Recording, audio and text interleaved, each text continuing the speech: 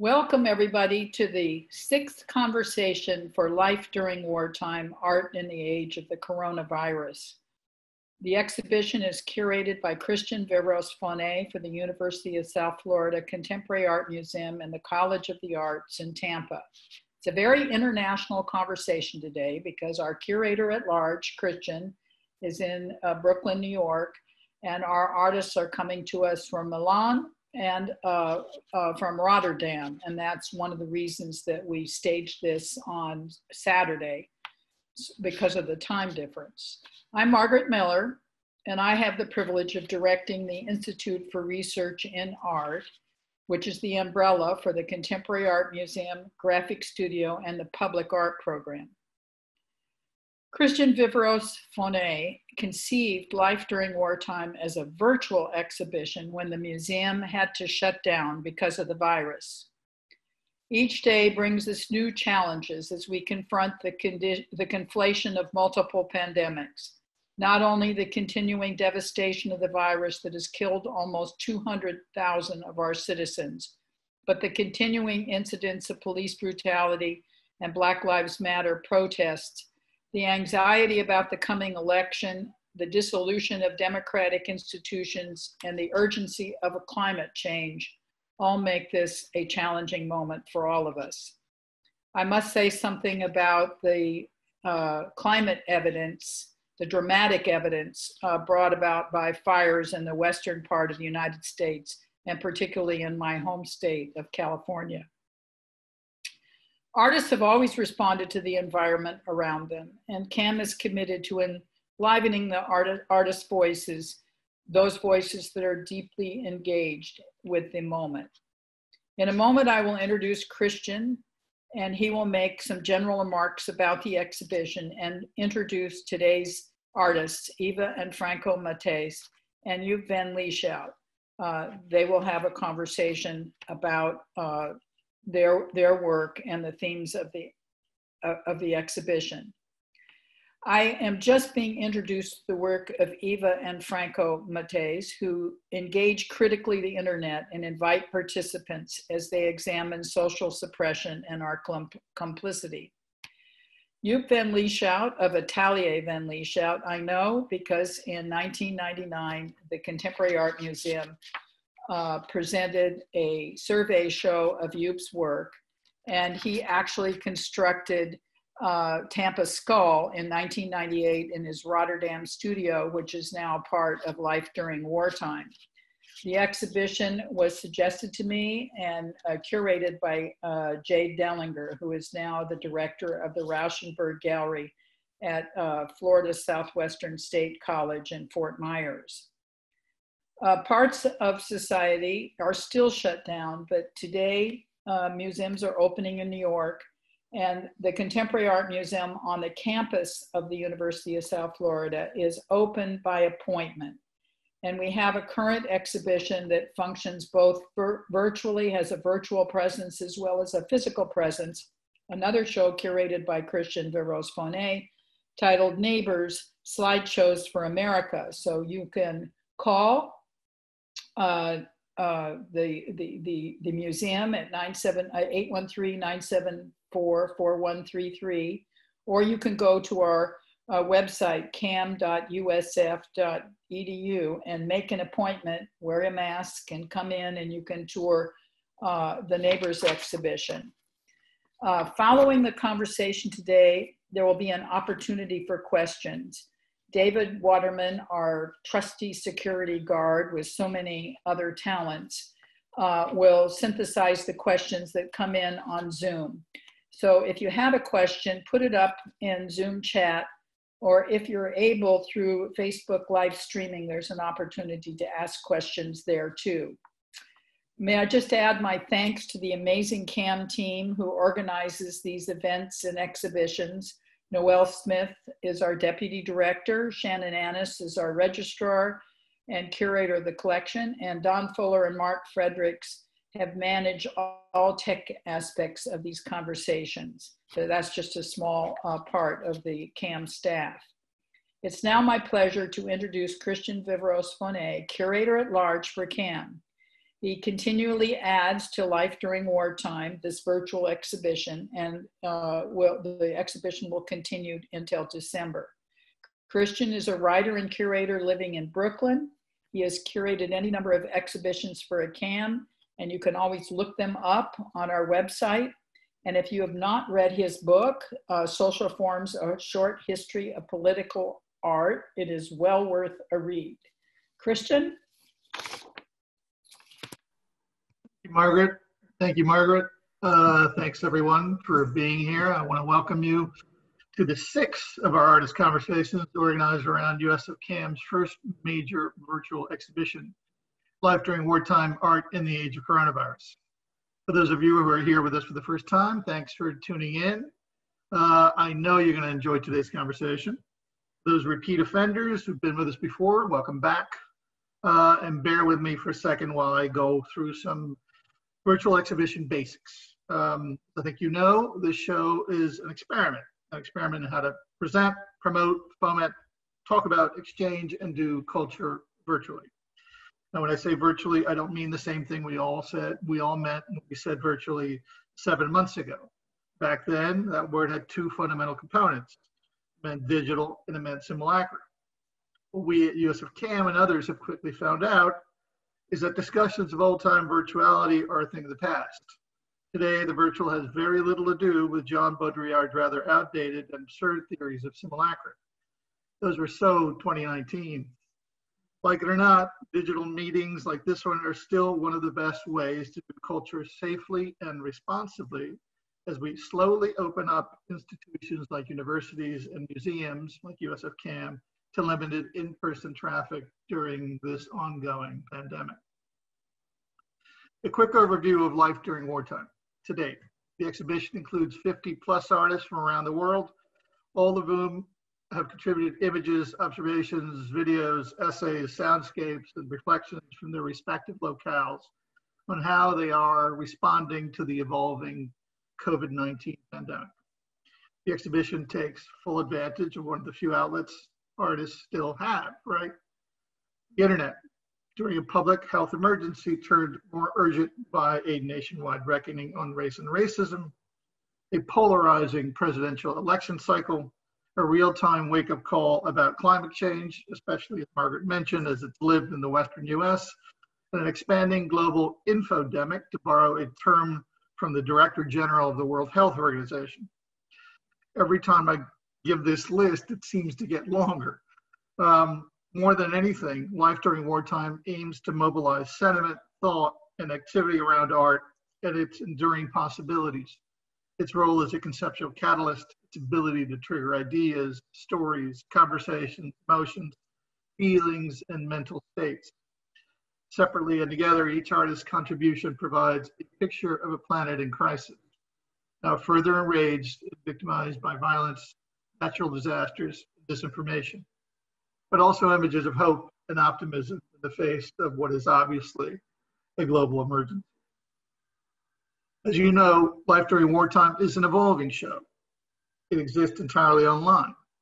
This means that you, the viewer, now have access to some 39 artist contributions on our dedicated platform. These are going to continue to expand and unspool weekly until December the 12th, the date the exhibition closes. The idea behind the evolving exhibition strategy is in part to avoid the experience of the virtual show as a data dump. What we also want to encourage or create is sustained engagement from yourselves, our viewers, regular and otherwise, as well as the important audiences that follow the fantastic artists that make up the show. Among them, of course, today's guests, Eva and Franco and Atelier Van Lieshout. Now, before we talk to today's artists, I want to introduce you to the work that they've contributed to our exhibition. It's up on the platform. Though their practices are radically different, both groups constitute collaborative teams that consistently take on ideas of utopia, dystopia, and the human technologies that get us there. Atelier Van Lieshout's work has long been dedicated to exploring these and other crucial ideas by mining the gap between handmade things, let's call them artworks for our purposes, and mass-produced units, let's call those functional objects, that Eva and Franco Mattis have evolved a working method that, in their own words, focuses exclusively on the effect that the internet has on our daily life. A pursuit they claim they devote their every waking hour to almost exclusively. At face value, the works of these artists couldn't be more different. Yet, I think you'll see, as I do, similarities not just in their approaches, but also in how they view the role of the artist in society. It's my hunch that they both believe that the role of the artist is that of sort of free thinker, an iconoclast, or a necessary bug in the system, a sort of species of cultural sharpshooter whose worldview matters almost as much as the objects or images they put out into the world. We'll find out whether my hunch is correct when we talk to Even Franco and Jep. But first, let's take a look at Atelier Van Lieshout's contribution. Mark, our good buddy behind the virtual curtain, let's start by pulling up AVL's page. Let me tell you a little bit about our first guest. Dutch national Joop Van Lieshout founded Atelier Van Lieshout in 1995. Those that don't know, the word atelier, of course, means studio. And he's been working under that moniker ever since. The idea of the studio defines Van Lieshout's practice in important ways. Perhaps most importantly, Joop has told interviewers, as a methodology that undermines the myth of the artistic genius while promoting ideas of cross-pollination, multiple influences, and collaboration. For the past 3 decades, Joop and his many collaborators have established a multidisciplinary practice that zeroes in on objects that live and breathe at the border of 3 related but distinct disciplines, that is art, design, and architecture. By working that thin line, by mining that thin line, which I can tell you is a very difficult balancing act from, I can tell you from having seen or experienced a number of architects and artists and designers try and mix all 3 elements and frankly fail miserably. But AVL does it particularly well, and not only that, but they managed to, through that, to investigate and exploit boundaries between those practices, as well as the boundaries between fantasy and function, fertility and destruction, and other themes, including systems, power, economic independence, life, sex, death. This piece, for example, Autocrat, 1997. Autocrat is the survival car for living in remote places, far away from civilized society, but of course without being deprived of creature comforts. Mobile home, because that's obviously what it is, except for it's up on stilts, right? No wheels connected. Contains a large kitchen and sleeping area on the inside and another kitchen outside for heavier culinary work, such as the slaughtering of animals. Mobile home was designed and manufactured, Joop says, with the utmost autocracy in mind. For those of you that don't remember, the word autocracy refers to a system of government by one person with absolute power. The complete structure, including the hardware, water taps, the locks, the stove, were all created from scratch and basically avoided ready-made products.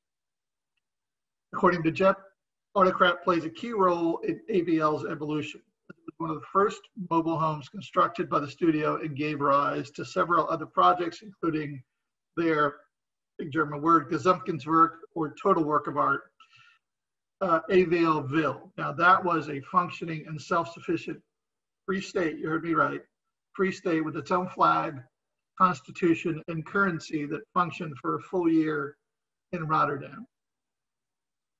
The next image is Tap a Skull, which Margaret referred to earlier, because this was part of a show at USFCAM significantly before my tenure in 1999.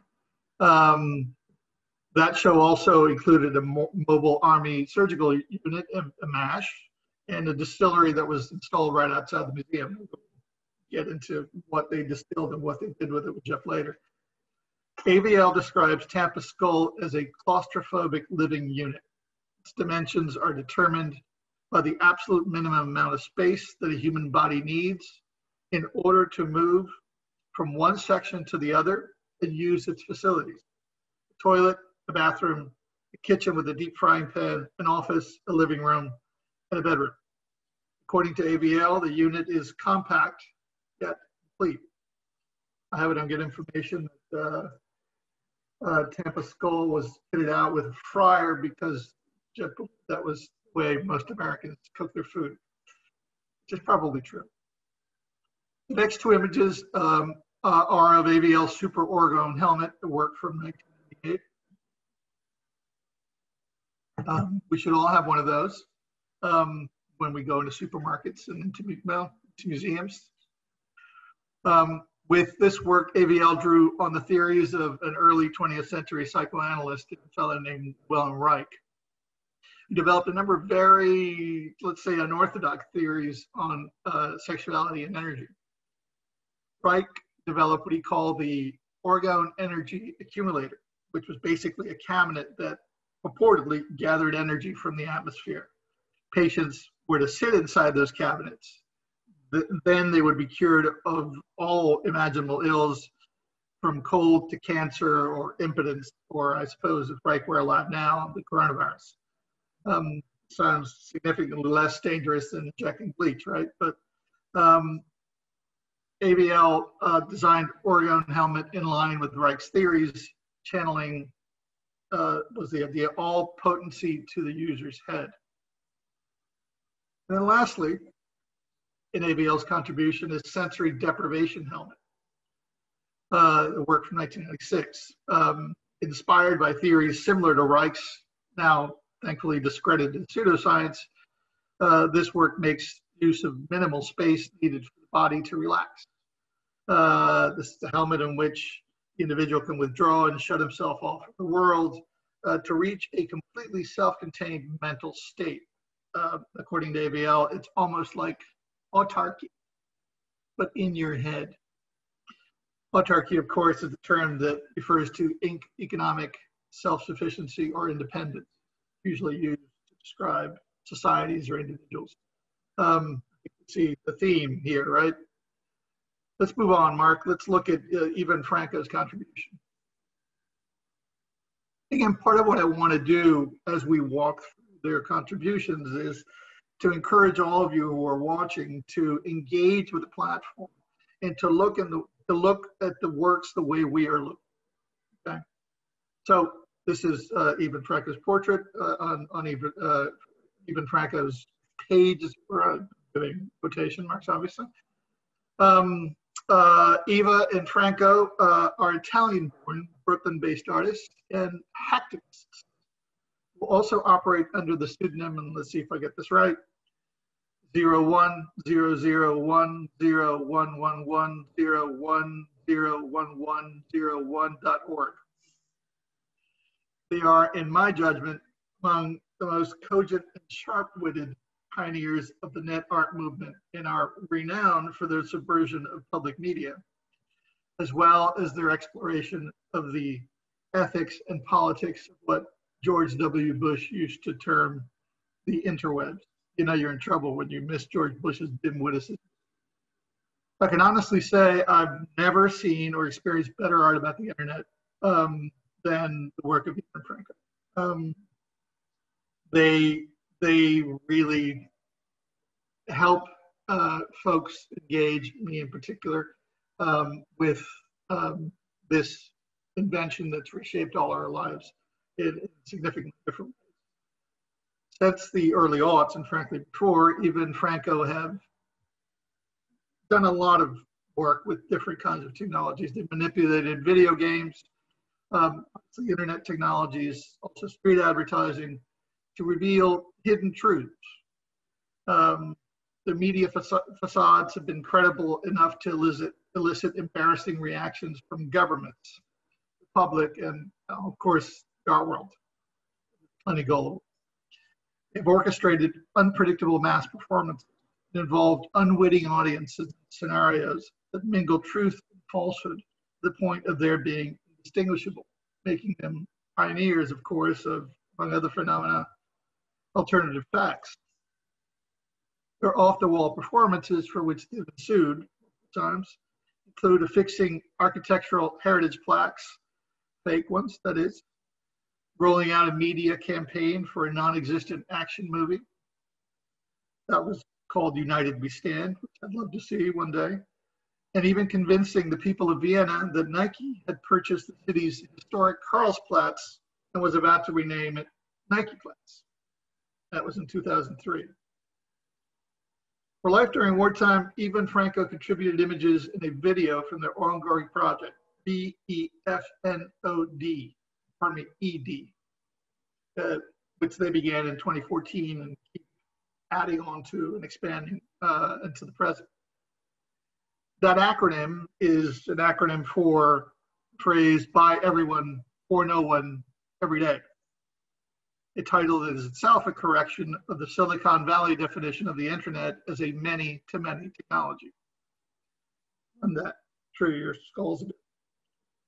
This work seemed particularly apt to me for the coronavirus era because it is a comment on the vast doodling universe of shut-in online content that exists despite garnering few or practically no viewers. Among the many questions by everyone for no one every day asks is this: if a tree falls online, does it make a sound? To make the work, the Mattises hired people anonymously on crowdsourcing sites to perform what they have called simple, absurd acts, which I remember from the Dave Letterman show as stupid human tricks. One man, for example, submitted a video of himself doing a handstand push-ups with Eva and Franco Mattis written on his belly. Another pours water on his crotch while seated in the front seat of his car. The third licks the rim of a car wheel. In the gallery, the monitors displaying these weird antics are installed just as awkwardly, as you can see here, so that people have to contort themselves to watch, or lie down in this case, essentially forcing the viewer into being complicit as a performer. To quote Egyptian curator Omar Khalif, whose text we reproduce on the page, your complicity is inevitable. Now, what you've been looking at are installation shots of people interacting with the Mattis's work in London and Montreal, but now I want to have us take a look at the video they furnished us. Mark, can you cue even Franco's video? It's only about 2.5 minutes long, and while it's going on, there's no substantive sound really.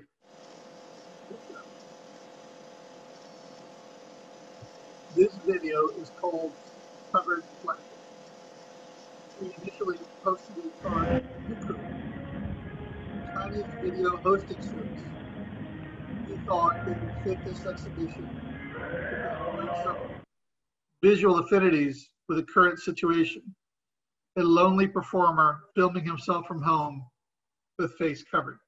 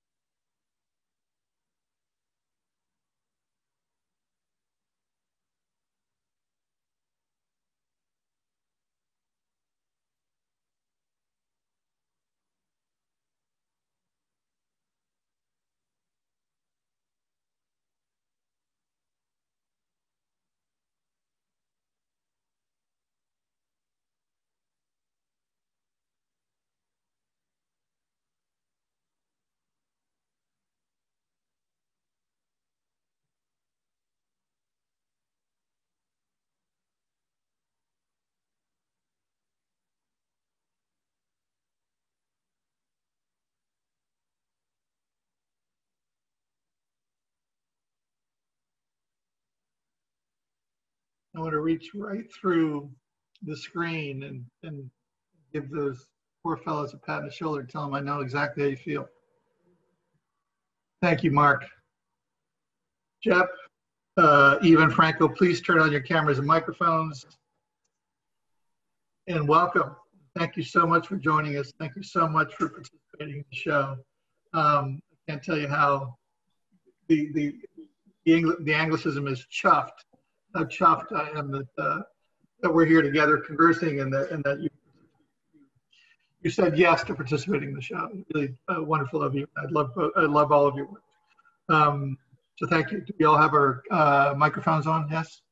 Yes, I think so. Beautiful. Good. Okay.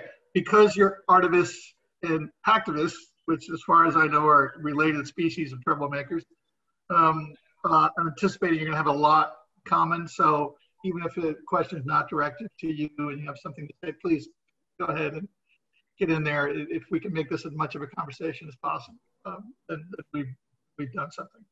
But first of all, I think we revealed that Jeff, you're in Rotterdam, and even Franco, you're in Milan now. So let me ask you: is this where you've spent most of the lockdown, or have you guys managed to do some traveling, or have you managed to return to producing and exhibiting normally, or even quasi-normally in Europe? To me, I have been working a lot in my studio, and basically was quite good because I had much less exhibitions and traveling, and it was a good experience. Of course, at certain moment you start missing the traveling and meeting people, but in the end, for my work at least, has been good. Did you have? Was there a stretch of time where you had to shut down the studio, the atelier? No, we didn't shut down the studio. Basically, everyone was working on maybe 1 or 2 persons, but there was not a lockdown really in the Netherlands. Right. Well, I mean, part of the reason I'm asking this is because, as you guys know, museums this country in the U.S. are just starting to go back online. Very slowly, right? So I'm sure our audience is going to be more than interested in hearing what communing collectively with people and with art objects is like in, slightly more civilized countries. Eva and Franco, what's your situation been like? Because you're usually Brooklyn based. Yes. So were you in Italy, or were you in Europe when the lockdown happened, or were you here and then you traveled? So we do live in Brooklyn, New York. We were traveling during before the lockdown started, and we happened to be in Milan, where we are originally from. And our flights to go back to New York were canceled. We were supposed to travel early March, and the lockdown started, and we were stranded here basically.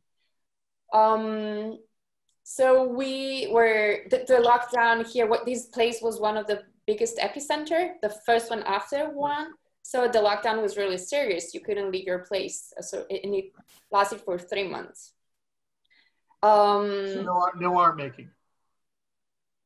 Well, yes, art making happened in a way that if you think to it, both our practice and our studio work in connection to the internet. And so the studio is anyway a shared hard drive with our collaborators.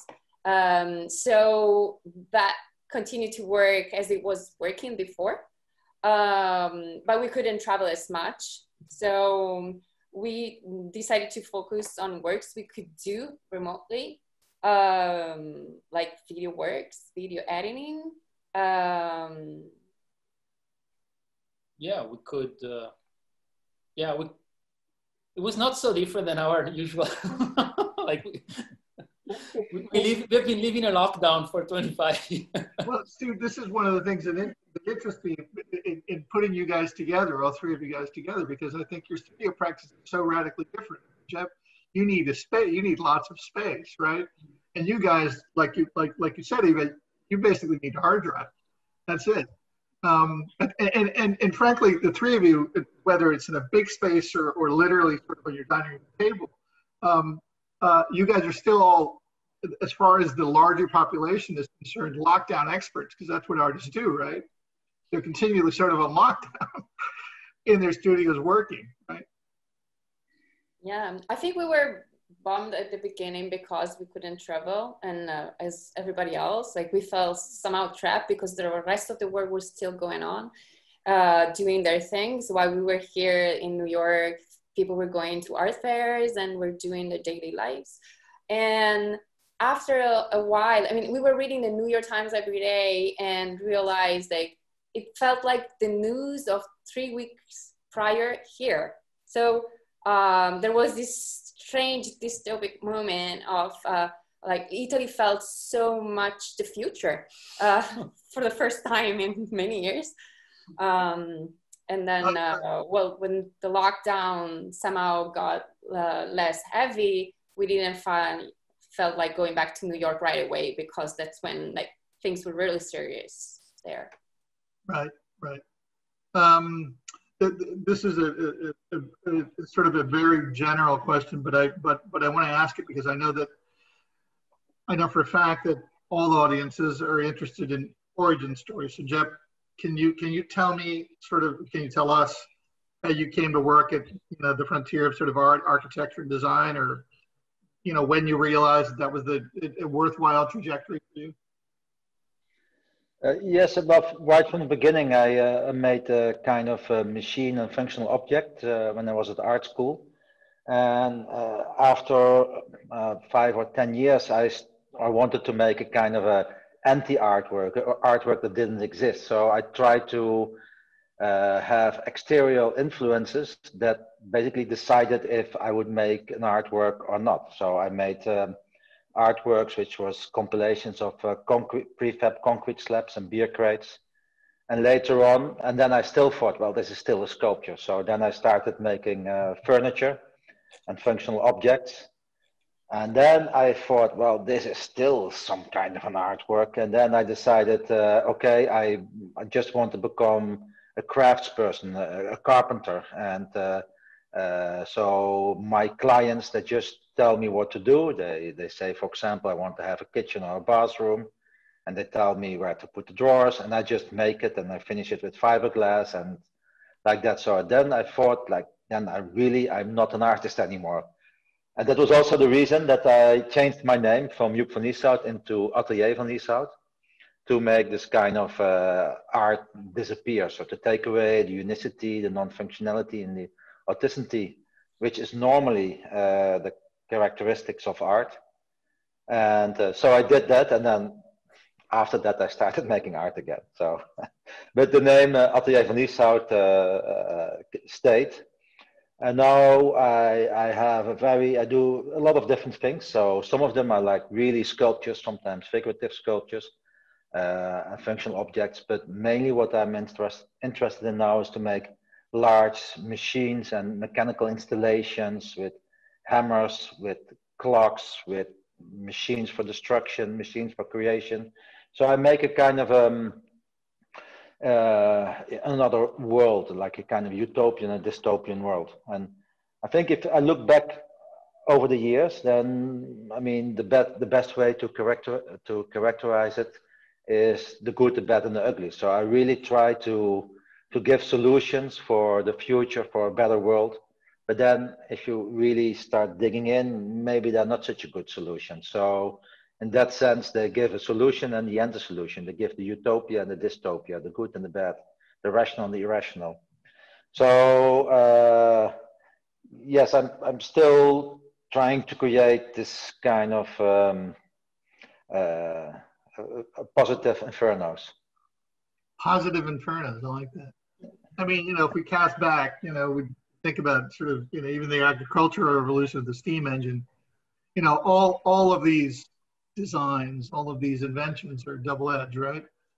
Including the internet. So Eva and Franco, maybe you can tell us a little about how you found the internet as your principal object of study, or alternately how it found you. And, you know, romantic details about how you two met and fell in love are optional. You don't have to talk about those if you don't want to. I'm sure people want to hear. Well, when the internet started, it was in around 95. We were 19 years old, and we wanted to be artists. It was kind of clear. We were sure about it, but there was also a big obstacle that we lived pretty isolated. We grew up in this small, village in the north of Italy, far from the epicenters of the art world, and traveling was still very expensive. Forget Ryanair, etc. But the internet could solve the problem, of course, because you could make art and find an audience, even a large audience potentially, without the need of intermediaries, the so-called gatekeepers, whom we didn't know, curators, dealers, galleries, etc. So imagine for a 20 years old living in the suburbs of a tiny provincial town, frustrated but curious and a bit nerdish, wants to be an artist. The internet, it felt like the promised land or something. It was a completely different phase of the internet, of course. It was very utopian in the beginning. It didn't last long, but it definitely was there. So we were super interested in the potential this new medium had, how it would challenge the traditional art pillars, authenticity, originality, authorship.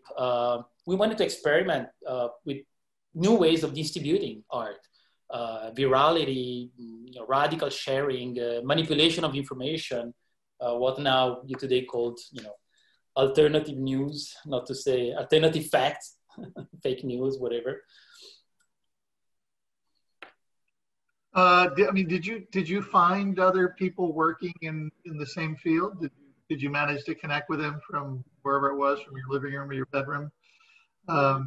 Remote Italy, suburban Italy? Yeah, that's it. Not in Italy, but yeah, that's a good point, because we, as he said, we felt isolated here, but then we realized there was this network of people around Europe. It was a small network, but the people were actually connected. And at the same time of like the internet becoming popular among like young artists, we also discovered Eastern Europe. When we were in primary school here in Italy, the map of Europe lasted a line after Germany, and then there was this gray area. You didn't know what happened after that wall.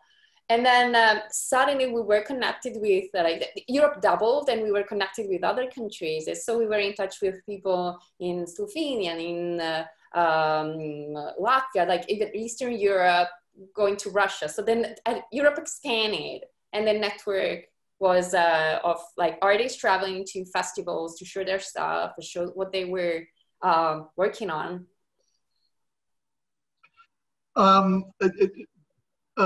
All three of you guys have mentioned utopia and dystopia at this point of the conversation. It came up immediately. Obviously, hot topics for obvious reasons. So, Jeff, let's talk AVLville. I understand the venue was originally kitted out both with living units, but also with guns, machine guns, as a matter of fact, if I read correctly. All kinds of weapons, yeah. All kinds of weapons, okay. So you were talking previously about sort of the double edge, right, of certain ideas. There it is right there in an image. So tell us a little bit about how the project came about, and then about the double edge. What's the point of having the machine guns and the living units? Yeah. So, I mean, in the 90s, I made a lot of sculptures, objects that were functional, like the autocrat that you just showed, but they also make an energy plant, water purification systems, houses, a hospital, all kind of things. And then I thought, well, why not start my own free independent state in the harbor of Rotterdam, and to be self-sufficient. And in order to do that, I thought, well, you should have weapons because otherwise they don't take you serious. So I made this workshop for weapons and bombs, which basically is a refurbished shipping container with inside there's like tools like a lathe and drill and all kind of household and industrial chemicals that if you you mix it in the right proportions, you can make improvised ammunitions. And then attached to this container was a kind of a fiberglass bowl, and inside the fiberglass bowl was a place for the freedom fighter to write manifestos and a place to sleep. So basically, this unit to fabricate weapons was also a sculpture about ethics. So basically, a freedom fighter, one who resists an awful regime, is someone good, and another person that uses violence for other causes is bad. So this another piece I made is the workshop for alcohol and medicine. So there was a distillery where you could make alcohol out of fruits or sugar or grain, potatoes. And then you could mix it with all kind of herbs and additives to make nice liquors, but also medicine, but also sedatives. So it was all about, well, you can use it in the way you want to use it.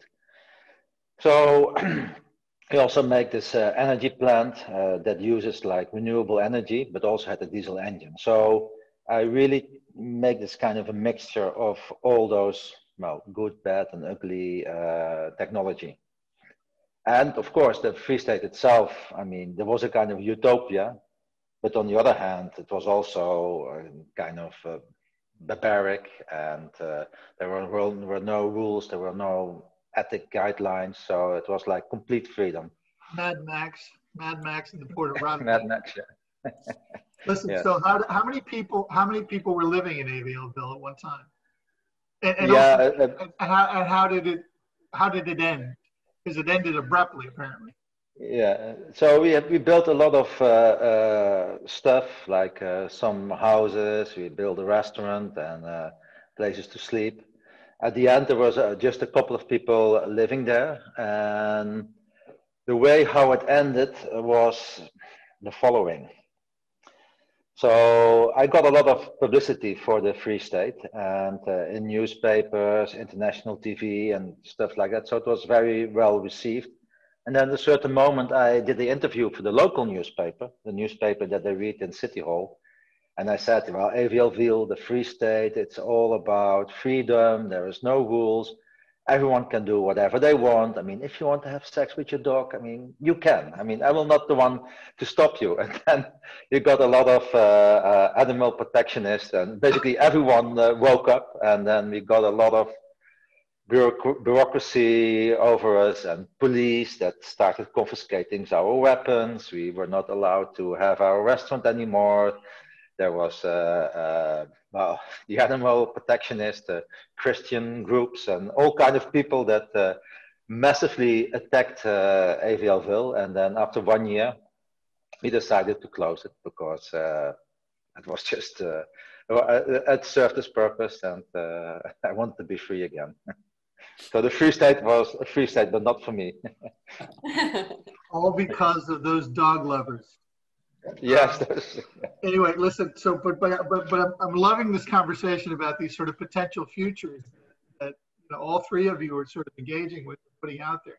Yeah, I do think there's a great history of artists doing that, and obviously you guys are in different ways right in there. So even Franco, my sense about your work is not that it's so concerned with the sort of endless gadgetry of tech or its purported processing promise, right?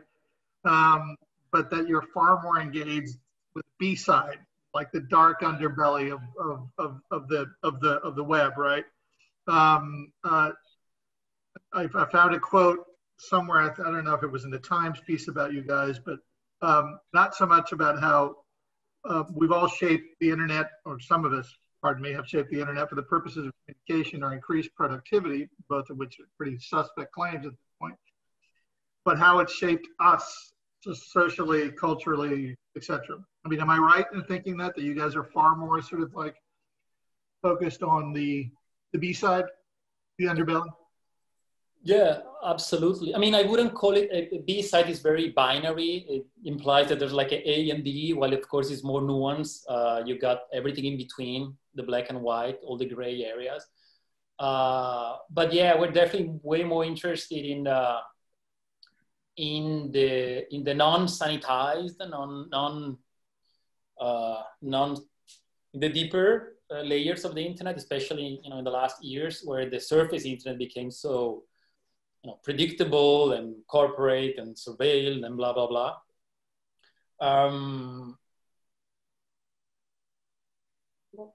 Perhaps we should mention one work just to give you a sort of sense of a trajectory of how we got here, we got to be interested in the dark side. The dark side, the dark side of the internet. To the dark side. Oh, how do you call it? Well, the other side. Let's put it this way. Well, at the end of this conversation, we need to find a better term for this area. That sounds good. We around the year 2000, we started this project called Live Sharing. It's a sort of another experiment, perhaps similar to what Yep described before, but in another place. The project was called Live Sharing, and it was an anagram of file sharing. And for the project, we decided to share everything that was on our personal home computer with everyone through the internet. So when you were entering our website, you were not just entering a regular website, you were really literally entering our home computer. And you could see whatever we were working on at the moment, including private emails, bank accounts, images, there were few, anything you can think of is in a personal computer. And we had, I think it was influenced by software of sharing everything, sharing the sources of your work. We liked the idea that everybody could copy whatever they wanted. They could use it for whatever purpose without asking any permission. Even the software we used to run the computer was free software. So you could copy the whole thing and make it your own and distribute it. The project lasted 3 years, and during these 3 years, I think we realized that this initial very utopian idea, we were very naive, and we thought everybody will do it in the future, and everybody will share whatever they have. And in a way, it happened, but in a very different way. I mean, there were no social media at the time. The only thing that existed, I think, was the music sharing. Napster. So that was the only social media. Well, it wasn't. It wasn't. Like a sharing. Why would Yeah, the only sharing platform that existed at the time was Napster. So no social media existed, and in our mind, live sharing was really utopian. While if you think to what we have nowadays, it could turn into something really not so utopian. No, not at all. I mean, in fact, I mean, okay, we'll find another term for the dark side, but you guys have been working with something that's termed the dark web for some time, right? I forgot what the estimates are, but like, for the tip of the iceberg of internet activity, apparently there's some much larger quotient of activity that happens sort of in this dark web, from which you guys have fished to make a number of significant works, one of which I remember absolutely loving and being blown over by at the Postmasters Gallery show that you guys had, I think, in 2014, which I then reviewed for those course. Do you want to tell us a little bit about that? It was Emily's video. And, it was, though there are absolutely no images of anything cruel or shocking in and of themselves, it was one of the most impactful videos I've ever seen. Well, thanks, of course. I'm flattened. Yeah, Emily's video was yeah, definitely could be like considered a good counterpart to live sharing. This was, it was inspired by the reaction video phenomenon that started to proliferate in the mid 2000s. It's a 15 minutes long video, which compiles viewers' reactions to an apparently horrible, mysterious footage sourced from the darknet. So the viewers are a random selection of volunteers who reply to our online call. A lot of our work starts with online call, where we put out a public call and people can participate. So participants were visited in their homes by a girl named Emily. That's why the title is Emily's video, who would show them a video and record their reaction with a webcam. We later destroyed the original video and created a video with all the reactions edited in a sequence. So in a sense, what you see is just the volunteers' reaction. They become a kind of they become a screen in a sense, mirroring the horrors of the original footage. And you'll have to imagine, of course, what that horror, what may cause that kind of a reaction of scream and recoil. Yeah, scream and recoil and people crying and one woman who, you know, for very different reasons than in the work that we have up on our platform, literally putting a blanket over her head because she just cannot watch anymore. There are people who are retching. I mean, the power, of course, in telling, not showing, is as impactful as it is in literature, right? You know, in watching people's absolutely aghast and shocked faces, you know, the power of that is really immense.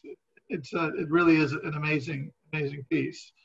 And I'm glad to hear that you guys destroyed the works that you found. And I'm always tempted to ask, and maybe when we personally, I will ask what was on there, because of course that's always, we always want to know, right? Jeff, let me ask you, as someone who is so concerned or so involved in the handmade, even the mass-produced, right? Or in that line of thinking and of things. What's your take on the internet? Do you use it? Do you use much high-tech stuff? I use it for research. I made some robots and machines that were programmed. So yeah. I like to use this technology, but I have to say it's not my field of expertise. But I think, say it again? You're not 3D printing? No, I'm not. But I would do it. It would be faster than I can make it. Then I would use it. But for the moment, I'm very. It's in my body in my mind to make stuff, and.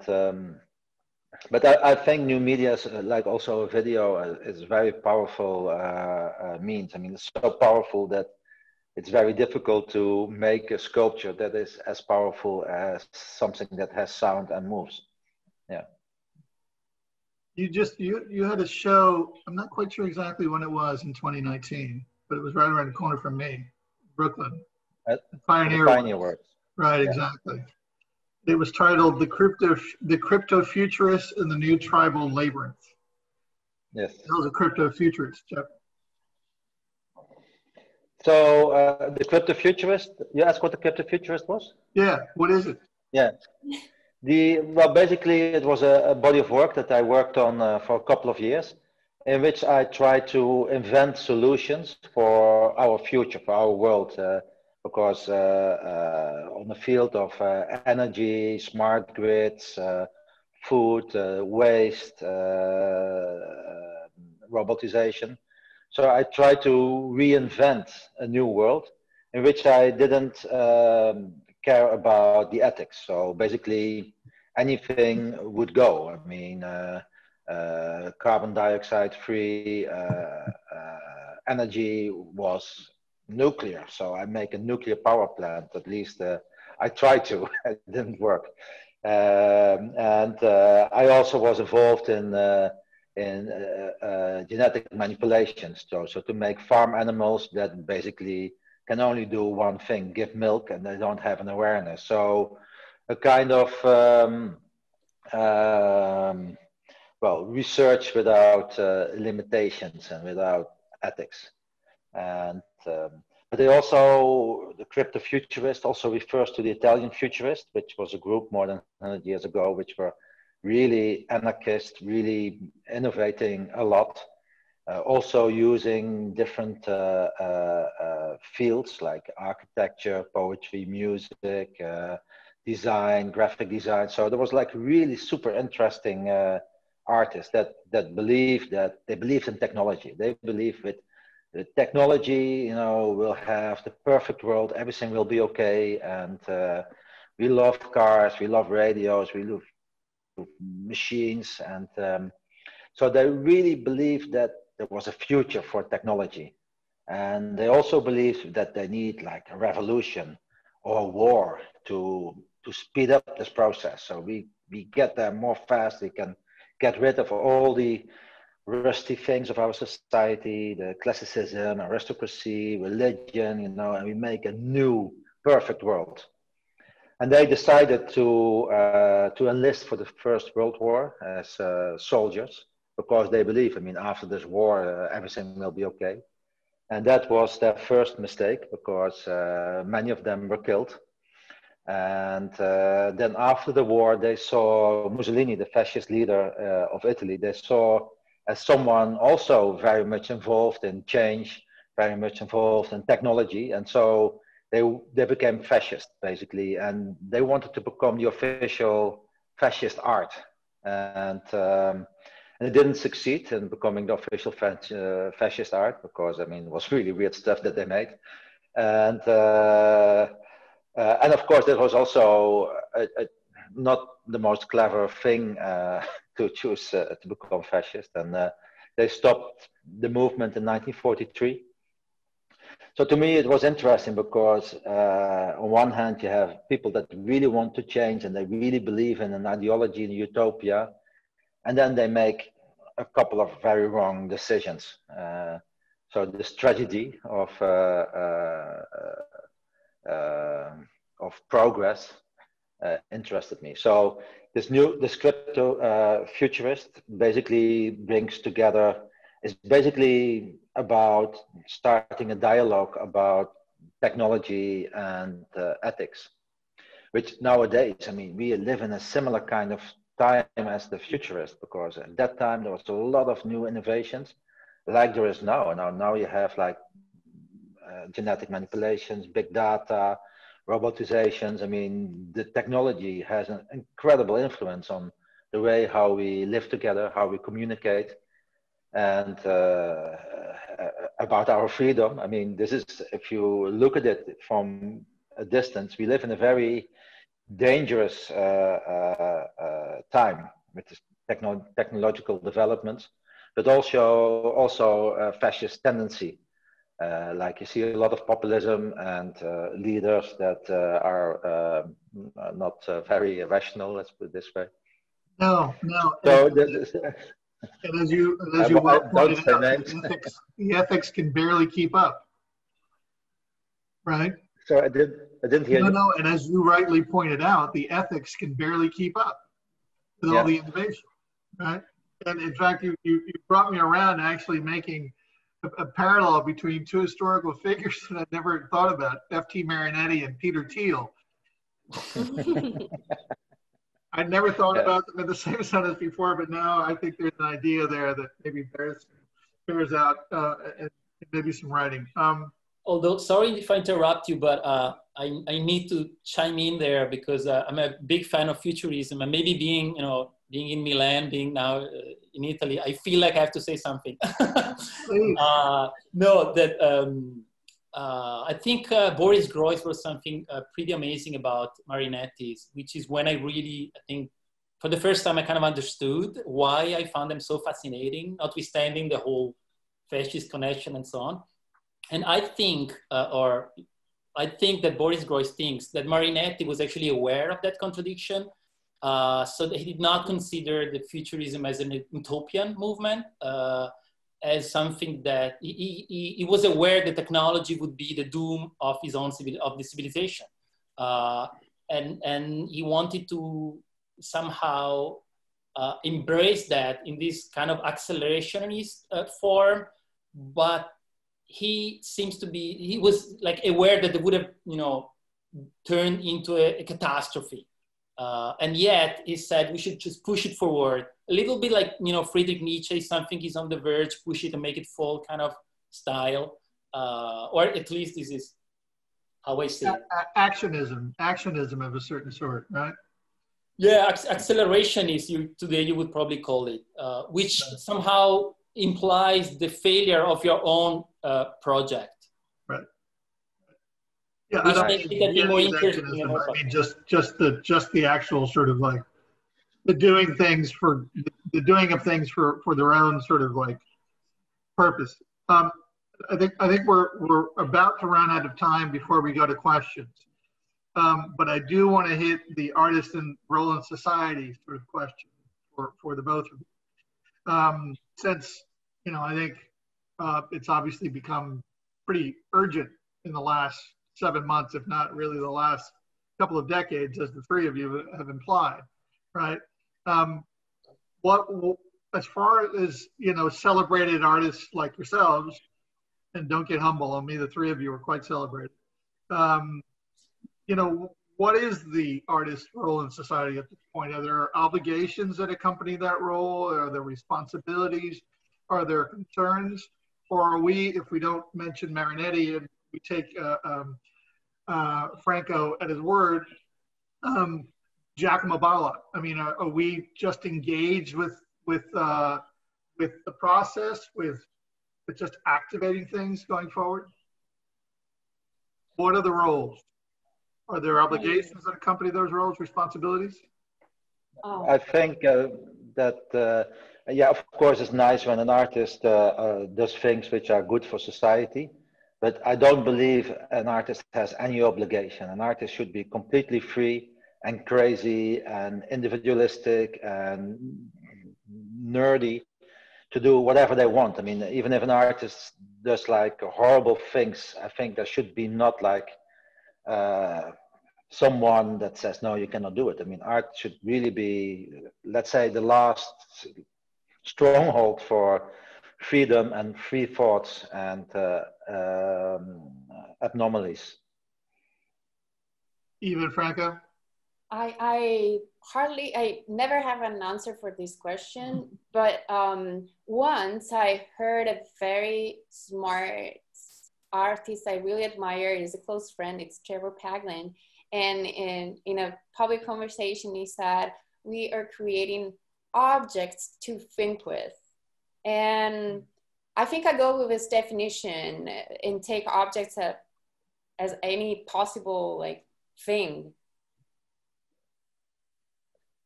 Objects to think with. Well, I love that.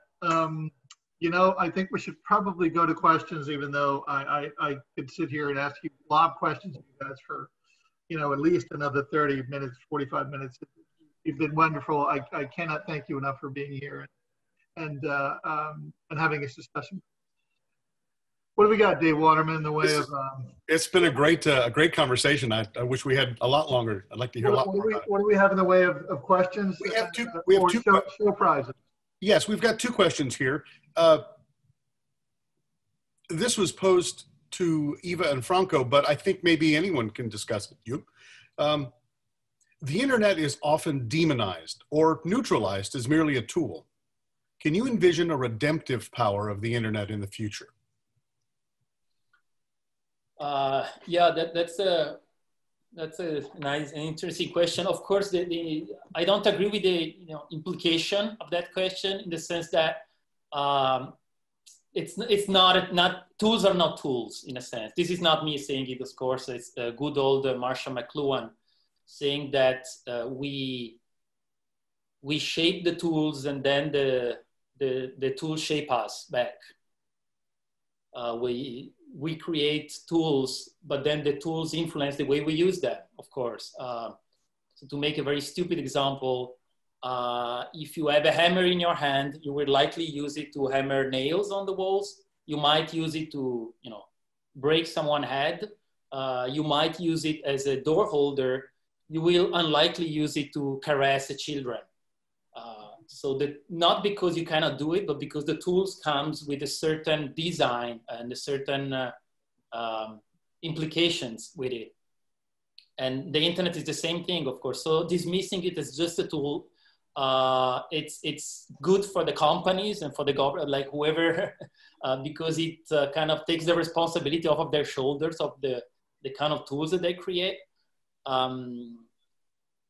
So on the one hand, you have these tools influence the way we use them. So they're not just there, but they are also in here. It's a feedback loop. On the other hand, I'm also very interested in the way we use these tools or the way these tools use us, meaning instead of focusing just on the companies and governments that, spy on us, steal our data, profit on our backs, et cetera, which is a field that is very well represented by artists and activists and academics, especially. We try to focus a little bit more on the final user, in a sense. So are we complicit in these?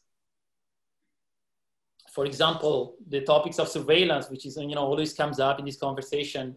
There is this great quote by writer Benjamin Bratton that says that if the panopticon effect is when you don't know if you're being watched or not, and so you behave as if you are, then the inverse panopticon effect is when you know you're being watched, but act as if you aren't, which is exactly our situation. Like, everyone nowadays know that the internet is a huge mass surveillance system. It's the biggest surveillance tool that ever existed by any scale.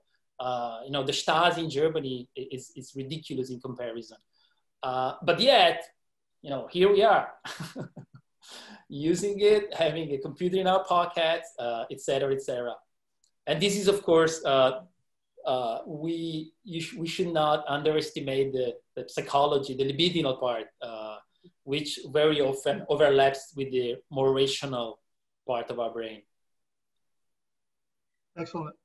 What else we got, Dave? This would be a perfect follow-up question. It's the only other question that has come in at this point, and directly for Eva and Franco. How did you feel while anyone could access your personal info? Did you ever get robbed or feel weird? And did you feel more private once social media started? How did that work for you? Well, you know exactly how we did feel, because nowadays everyone lives like that. You want to say something? I mean, I guess I agree. With the passing of time, you become hyper self-aware, and this dream of complete transparency turns into a nightmare of self-control, self-censorship, and to create an image and then maintain an image of yourself. And then basically you live to keep that image. Maybe you want to contradict that image, but you become more and more self-aware, which is the ultimate form of control. Is when you control yourself. It's no longer the government or the police, but you have a police inside your head, a policeman inside your head that tells you what you should or should not say or do or wear and whatnot. And that became, of course, after years, it became very, very frustrating and nightmarish. And the kind of like what you said, we were trapped in our own unfreedom, experimental social experiment.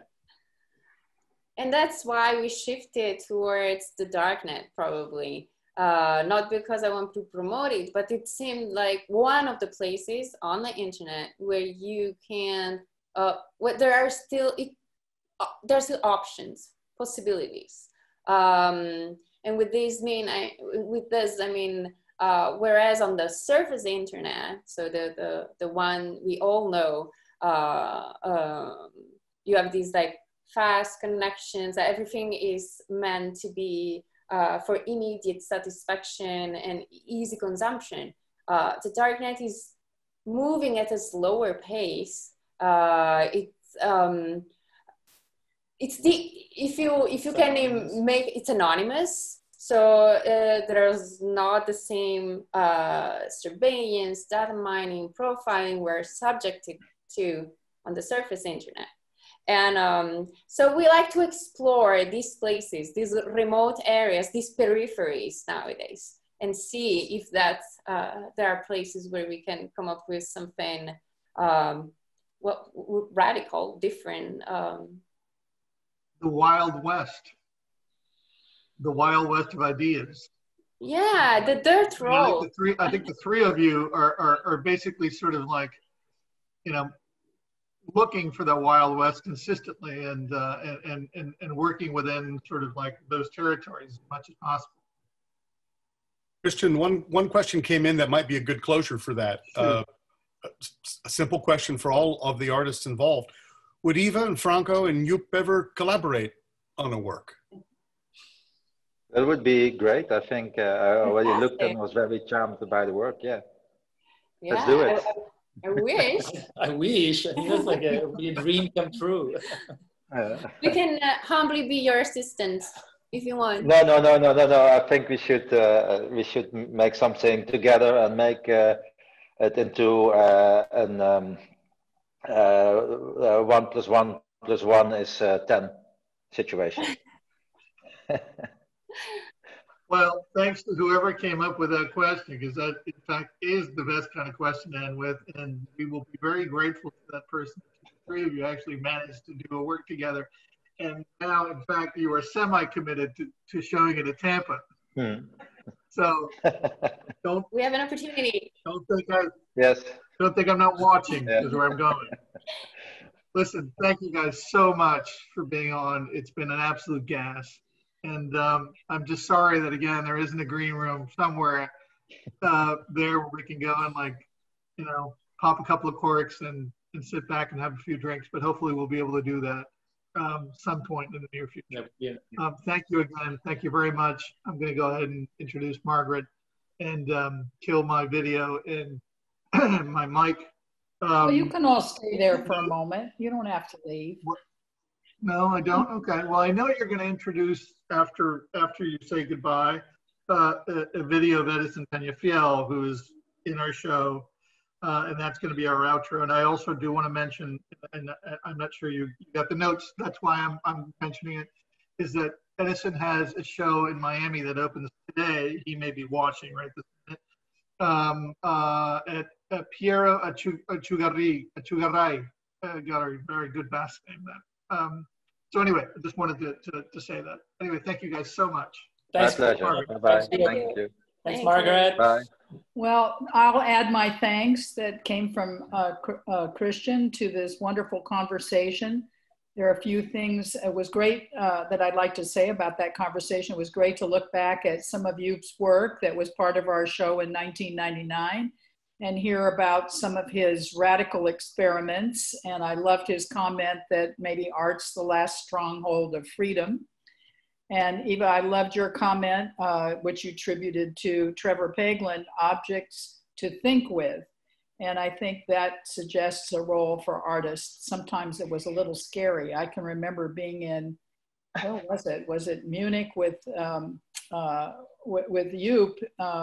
I don't know when that show was, but he was in character. He was making performances in which it was pretty darn scary, I have to say. And he taught us all that maybe we need to develop our survivalist skills. And, you know, coming from Northern California, his habitats looked familiar, shall we say, and his experiments with Reich and the helmets were very much like enclosing yourself and various structures to understand better your psyche. So thank you. Thank you for joining us. I'll just add to what Christian said. Next Friday at 6 p.m. will be a virtual tour of the Neighbors, Slideshows for America. You should all look at it online. It's so fun to see old-fashioned slide projectors. We commissioned 5 artists to create bodies of work about their neighbors, and their slide projectors click away in the museum. And there's also a virtual presence for it. The next Life During Wartime talk is with artist Seth Cameron and local educator Cookie Mitchell. And that is coming up on Friday, September 25th. And today we're going to close with a clip, as Christian just announced, from Edison Peñafiel. And we have shown part of his video before. It's a 30-minute video, and this is a 3-minute section from it. And yes, it's a great way to introduce the fact that Edison has an exhibition called Landscape opening on Wednesday, September 16th at Piero Achigari Gallery in Miami. So thank you all. It was a great conversation. We hope you'll get to Tampa before too many months pass and things open up. We'd love to get you down here. Thank you. Yeah, now we'll show Thank that. you. Bye-bye. Bye-bye. Thank you. Bye.